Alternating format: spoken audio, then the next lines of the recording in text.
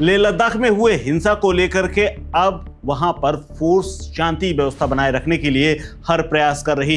इसी बीच में हिंसा की तमाम तस्वीरें सामने आई हैं। पुलिस के वाहन की बात करें या फिर बीजेपी दफ्तर की, हर ओर आग और धुआं नजर आ रहा है।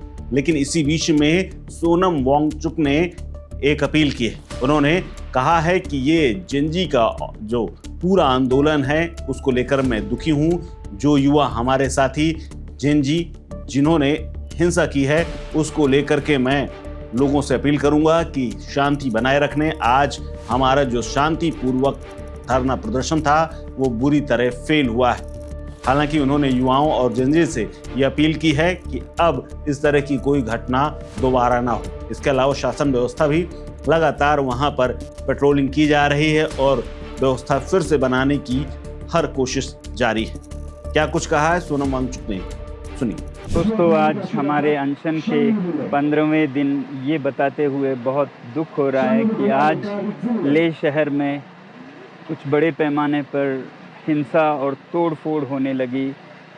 कई कार्यालयों को तोड़ा गया, आग लगा दी गई और गाड़ियों को पुलिस के आग लगा दी गई। इससे पहले मैं आपको ये बताऊं कि कल यहाँ पर जो 35 दिन के अनशन पे बैठे थे उनमें से 2 लोग अस्पताल में उन्हें ले जाना पड़ा बहुत गंभीर स्थिति में। इससे लोगों में बहुत रोष जागा और आज पूरे लेह में बंद की घोषणा की गई और फिर युवा पीढ़ी हज़ारों की संख्या में बाहर आ गए। कुछ लोग सोचते हैं कि ये हमारे समर्थक थे। मैं कहूँगा हमारे समर्थक से ज़्यादा, हालांकि समर्थक पूरा लद्दाख है इस मुद्दे पर लद्दाख के, मगर ये युवा पीढ़ी का बड़ास था, एक तरह का जेनजी रेवोल्यूशन जो कि उनको सड़कों पे लाया।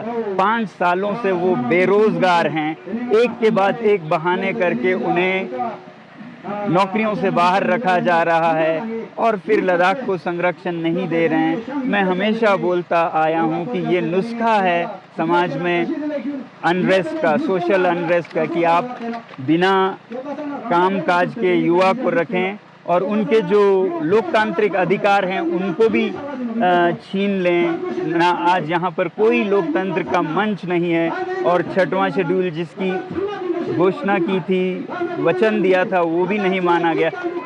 फिलहाल मैं इनमें नहीं जाना चाहूँगा।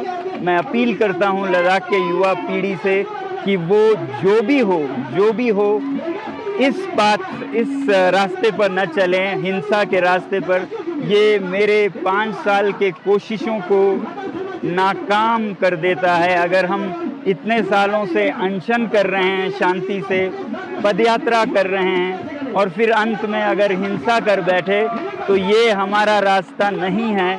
इसलिए मैं फिर युवा पीढ़ी से हाथ जोड़कर विनती करता हूँ कि हम शांति के ही रास्ते से सरकार को कहें और सरकार भी, मैं चाहता हूँ कि शांति के संदेश को सुने। जब वो शांति को अनसुनी कर दें, 1 बार अनशन, 2 बार अनशन, 5 बार तक अनशन करे कोई, लेह से दिल्ली तक पैदल चले आएँ शांति से और उसका भी कोई अनसुना कर दे तो फिर इस तरह के हालात आते हैं। इस समय मैं सरकार से कहूँगा कि वो संवेदनशील हो लद्दाख के बारे में और युवा पीढ़ी से कहूँगा कि वो शांति के रास्ते पे चले। मैं पूरे देश से ये बताना चाहता हूँ कि ये रास्ता मेरा दिखाया हुआ नहीं है, ये उनके बड़ास का एक परिणाम है, मगर ये बड़ास निकालने का समय नहीं है। शांति से, ठंडे दिमाग से सरकार के साथ वार्तालाप करने का समय है। आज बस इतना ही, अभी बस इतना ही। बहुत बहुत धन्यवाद। जय हिंद। इस खबर में फिलहाल इतना ही। अपडेट्स के लिए बने रहिए वन इंडिया हिंदी के साथ।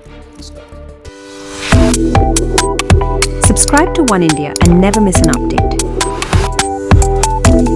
Download the One India app now.